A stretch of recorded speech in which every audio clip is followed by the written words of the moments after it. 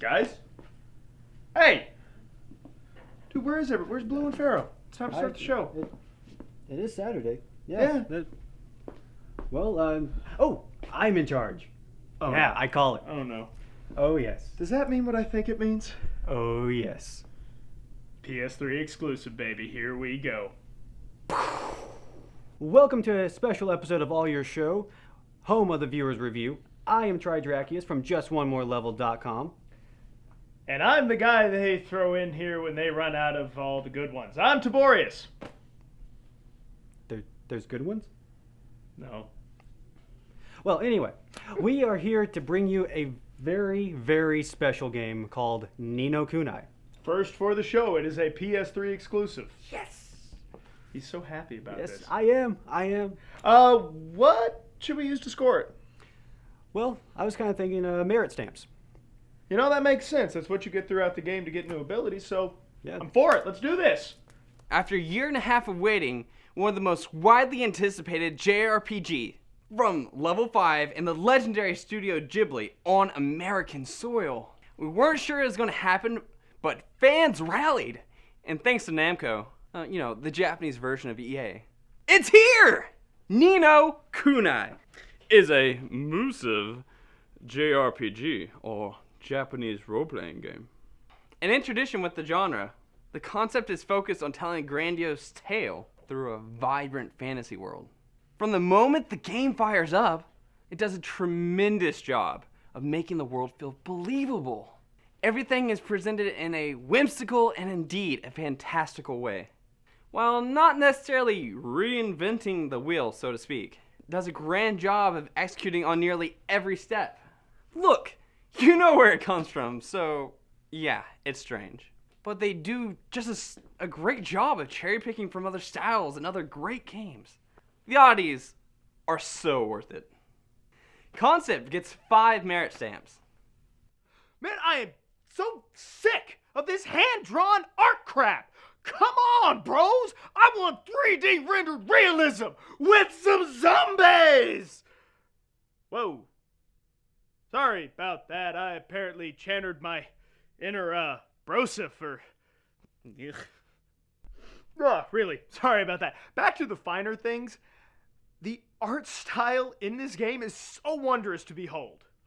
Vibrant, beautiful, whimsical, enchanting, Japanese, Saturday morning. The list of adjectives could just go on and on. Plain and simple, it looks like an anime just come to life.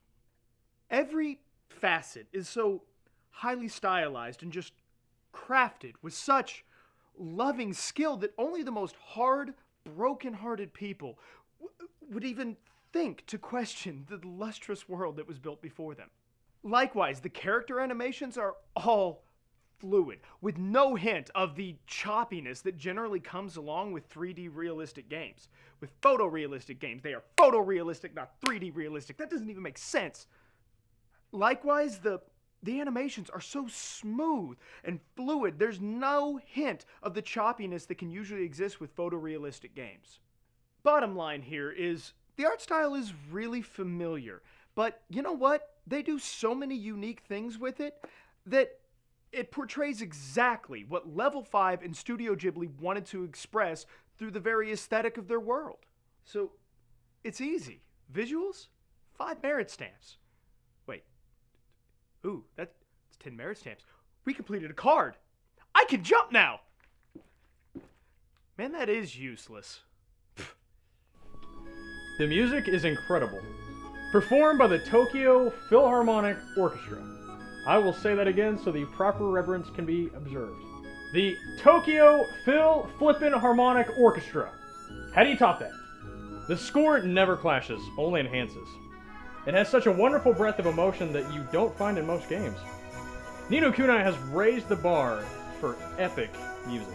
Even the happy, lazy time just jaunting around town sound epic. I mean, come on, I'm picking flowers here! I feel so alive with the sound of music. Battles, or intense parts of the story, are equally suited to dragging that player ever further down the rabbit hole. The voice acting is really, really well done. We had some huge worries about localization going into the game, and once we started playing, one character in particular made us cringe. At first. We did some fact checking on Mr. Drippy's erratic, quirky UK accent. Oh dear, bit flummoxed, are we? Bit lost for words. Not to worry, man, I got all the answers. Oh, but prepare yourself. Explaining all this is going to take a while. Ready? And his excessive use of "isn't it" and "tidy." So we checked with some mates of ours. And while it was extensive and a little overused, it falls in line with actual lingo. So there you go. Thanks to Mr. Honeywood for lending us some culture. Even if you did way overuse it. Now there's tidy, isn't it? The only thing holding back the overall audio are the sound effects and the rest of the script. The Foley sounds are almost non-existent, while the battle sounds are canned and repetitious.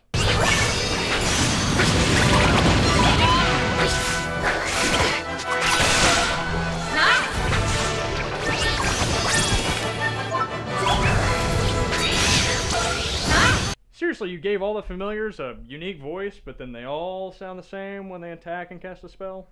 But that being what it is, we had to get picky to get that far, so audio gets 4 merit stamps. We would like to point out one major aspect of the gameplay. The battle system features an open world which transitions to a combat stage.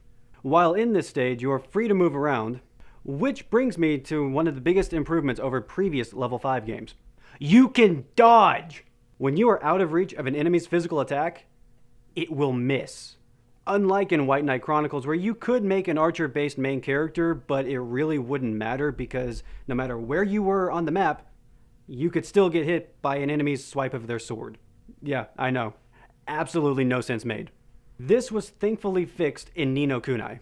As for something that they got wrong, movement is with the left analog stick, but menu selection is with the D-pad. And in case you haven't seen a controller, in which case, why are you here? It's also on the left side. Unless you're one of those weird Wii gamers. It really makes it difficult to attempt to dodge an enemy's attack when you have to stop to scroll through the menu selections. And in case you haven't been keeping score, that leaves you vulnerable and allows your enemy time to catch up and smack you in the face. Enemies are visible on the world map the entire time. And they will hunt you down while you're weak, but then run away when you're way too strong. Nice touch, by the way. Battles can start feeling tedious when you get to a new area because everything has leveled up and will want to rip your cute, boyish face off. Now, this wouldn't really be a problem. However, the world is massive, like Skyrim size massive, without fast travel. But you do get a boat and a dragon, but that just makes the world bigger. So, duh! There are countless quests, errands, bounties, familiars, and more to do throughout the game. So, don't worry, you will be traversing this world quite a bit. You'll even go between worlds to solve problems. So with a few nagging flaws, but solid gameplay and diverse mechanics, we give gameplay 4 merit stamps. One of the strongest aspects is the story that they have crafted. On the surface, it appears to be childish. This is supported by the aesthetic that Ghibli had brought to the table.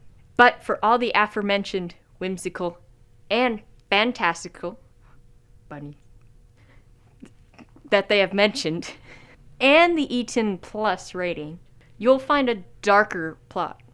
It made me cry within the first 30 minutes. This got us attached to the characters and really feel the suffering they have to endure. Especially in the earlier stages, when you're just living life as a 10-year-old boy in a peaceful 1950s-inspired town called Motorville, knowing that trouble has to show its face at some point. But when? Oliver and company react the way that kids their age would react. Oliver's just a 10-year-old boy. He's not a hero. So when the opportunity to save the world crosses his path, he rejects it. Oh, pure-hearted one, will you please come and save our world?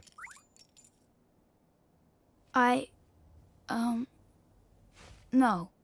He's scared what could happen. There were a few of the characters that really irritated me because they didn't go for the hero stance.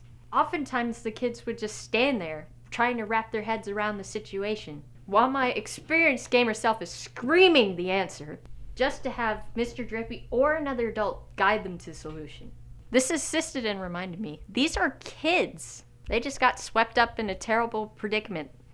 After coming to that realization, it made me really love the story.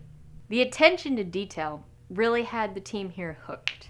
We give the story 5 merit stamps. This has been a hotly contested element of the review. Ni No Kuni sets out to tell a tale of meow-jestic proportions.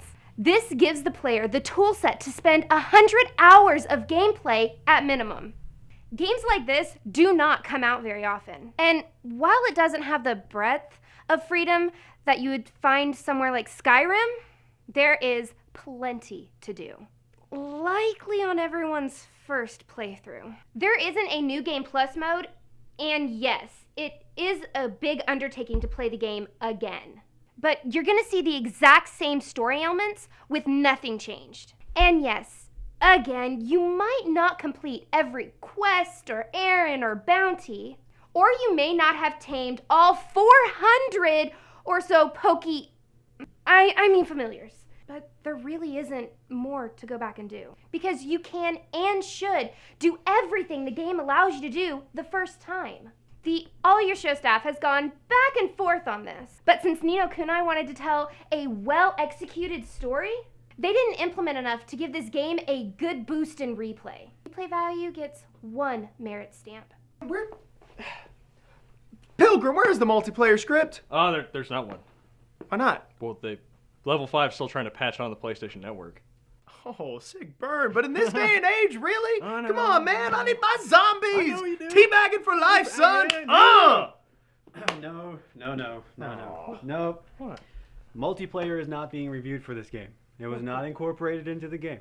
So, I wanted to give something a 0. we did that last week on fair an enough. Xbox Live game. No multiplayer.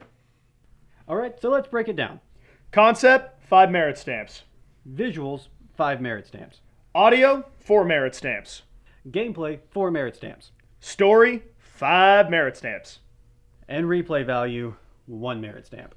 So with a combined score of 24 out of 30, we say... Go. You go right now and buy this game. If you like Japanese role-playing games, if you like anime, if you like just a good story, go right now, buy a PS3, buy this game, whatever you need to do. It is worth it. Come to all your base. I'll sell it to you. Ha! And you're the Xbox guy. Oh. Converted. So what'd you guys think? Leave a comment down below. And while you're down there, subscribe. Also, if you want to see what we're reviewing next, click right here. Oh, and be sure to like us on Facebook, especially our good buddy Tridrakius from JustOneMoreLevel.com. I would appreciate it. There you have it. I'm Tiborius. And I'm Tridrakius. And I'm an airplane. And I don't have a catchphrase. Sorry. Okay. Yeah! Anything else? Okay. Alright, go for it. Alright, this is the individuals. Take 2, take 3, whatever. Excuse me. The original, AllYourShow. Oh, is it loose? Was he gonna hit me in the head? It Did was- you save my it was- life? It was scooting down, and I was afraid that thing drops my head. Battles or intense moments of the story. I don't know why that equally thing is driving me insane. Are equally Suited to the task. suited. Okay. Equally You could say freaking are suited. suited to the task. Battles or intense moments of the story are equally suited to. Oh, No, it was perfect. so What? He distracted me. He was on a roll. Bad Shadow Fox. Alright, quiet. It's back to 1. I'll get you. Your little dog too. But that being what it is, we had to be picky to even get that far. So Merritt's gets 4 audio stamps.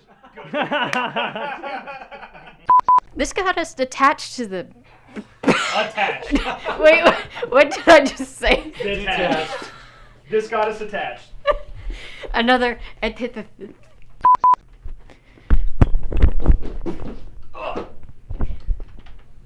got to tighten my wiggly now. You don't even know how to hold the broom. There's not one. What? Yeah. What? Namco couldn't afford it. Oh.